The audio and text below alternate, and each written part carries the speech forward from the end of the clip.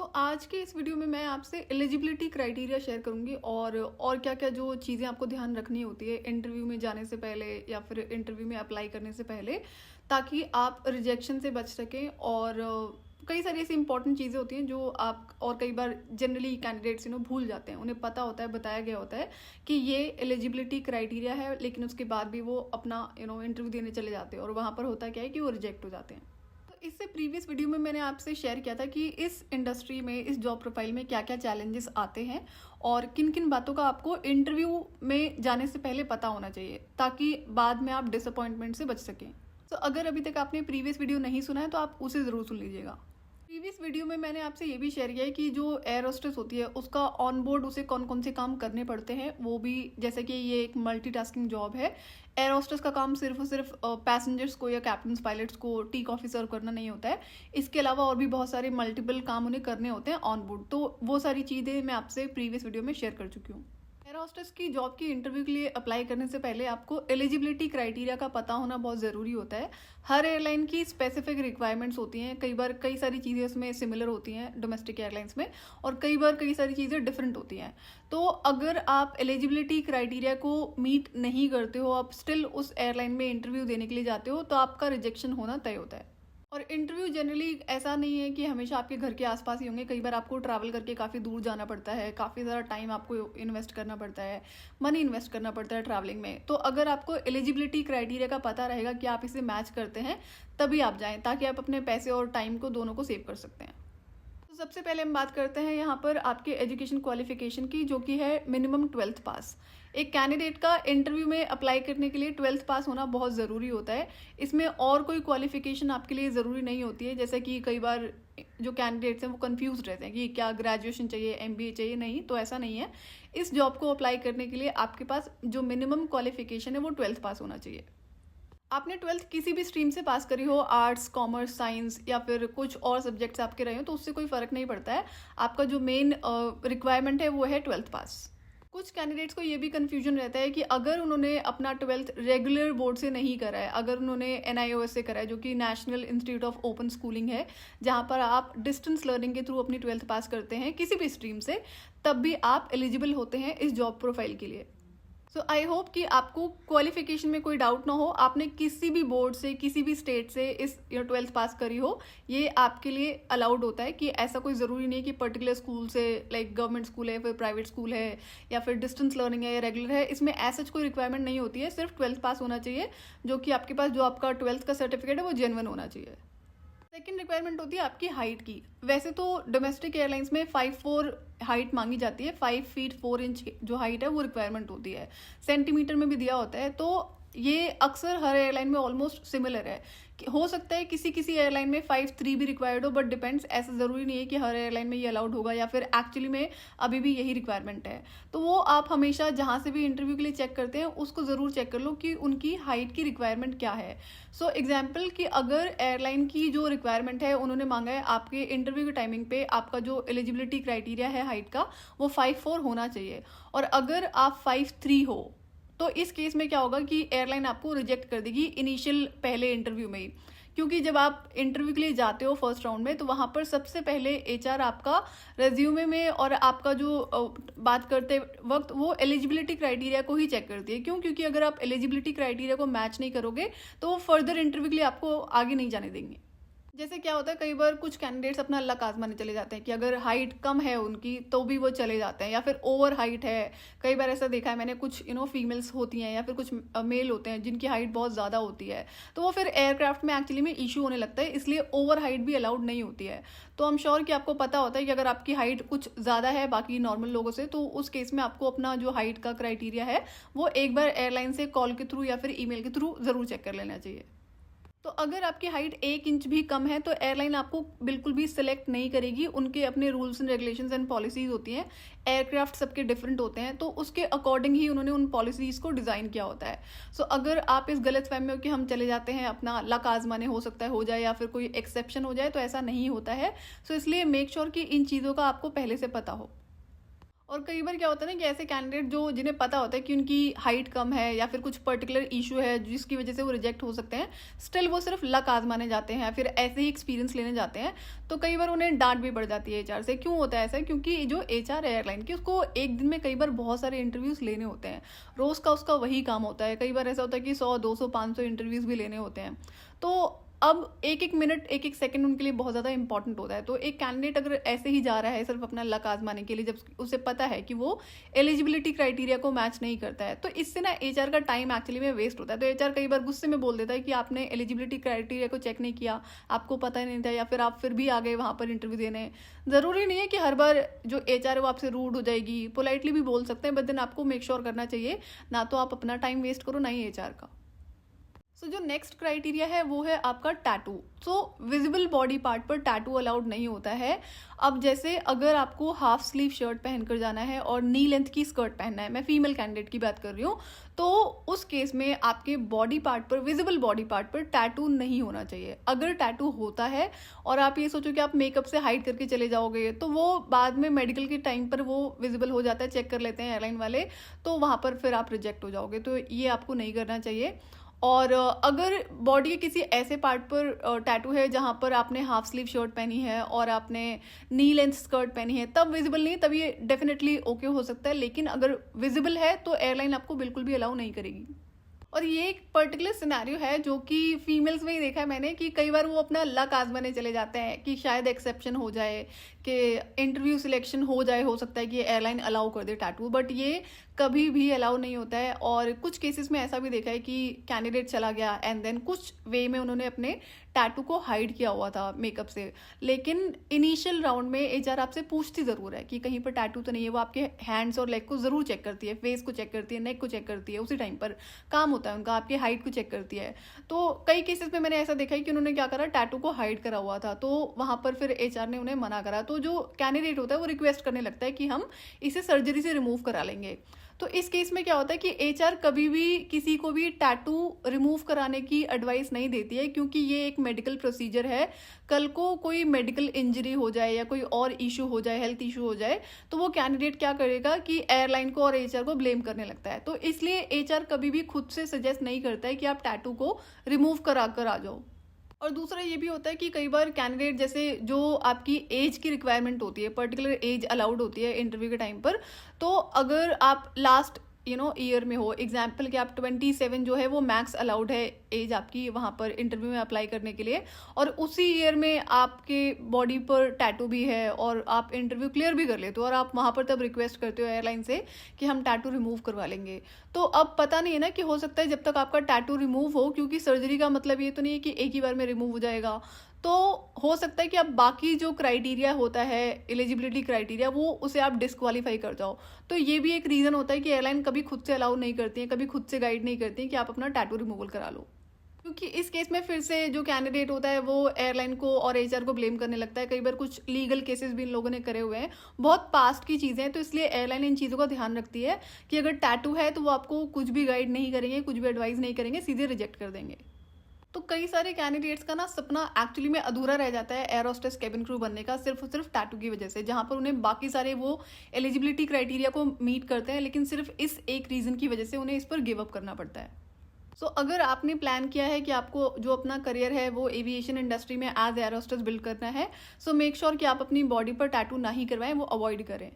जो इसमें एज का आपका क्राइटेरिया होता है वो जनरली आपका 18 ईयर से स्टार्ट होकर 26-27 होता है। हो सकता है किसी किसी एयरलाइन में 28 हो, ये डिपेंड करता है एयरलाइन टू एयरलाइन। तो जब भी आप अप्लाई करते हो किसी पर्टिकुलर एयरलाइन के लिए, तो वहाँ का जो एलिजिबिलिटी क्राइटेरिया वो प्रॉपर दिया होता है एयरलाइंस ने, जो उनका करियर सेक्शन होता है, वहाँ पर आप एक एक स्टेप्स को सारा पढ़ लो कि आपका क्वालिफिकेशन क्या रिक्वायर्ड है, हाइट क्या रिक्वायर्ड है, एज क्या रिक्वायर्ड है, तभी आप वहाँ पर जाना। अदरवाइज क्या होता है, आप अननेसेसरी अपना टाइम वेस्ट करेंगे। आपकी जो आई साइट है वो 6x6 होनी चाहिए। आप इसमें लेंसेज ज़रूर यूज़ कर सकते हो, लेकिन आपको ऑन बोर्डिंग के टाइम पर और इंटरव्यू के टाइम पर चश्मा अलाउड नहीं होता है। कई बार होता है कि कुछ जो कैंडिडेट्स होते हैं वो लेंसेज नहीं लगा पाते, तो आप ज़रूर सीख सकते हो, बट देन ये है कि आपका जो आई साइड है, अगर चश्मा लगा हुआ है तो जो इसमें ऑप्शनल चीज़ होती है कि आप लेंसेज के साथ में फ्लाइंग कर सकते हो। अगर आपके किसी भी विजिबल बॉडी पार्ट पर सर्जरी का मार्क है या फिर कोई कट मार्क्स हैं, बर्न मार्क्स हैं, तो उस केस में भी एयरलाइन आपको अलाउ नहीं करती है। कुछ छोटा बहुत हो, बहुत थोड़ा मिनिमम सा हो सकता है कि वो चल जाए। लेकिन अगर कुछ जैसे कई बार बड़े-बड़े बर्थ मार्क्स होते हैं या फिर बर्न आउट हो जाता है किसी इंजरी की वजह से, तो ये चीज़ें भी अलाउड नहीं होती हैं। तो इसलिए आप इंटरव्यू में जाने से पहले इन चीज़ों का भी ध्यान रखना।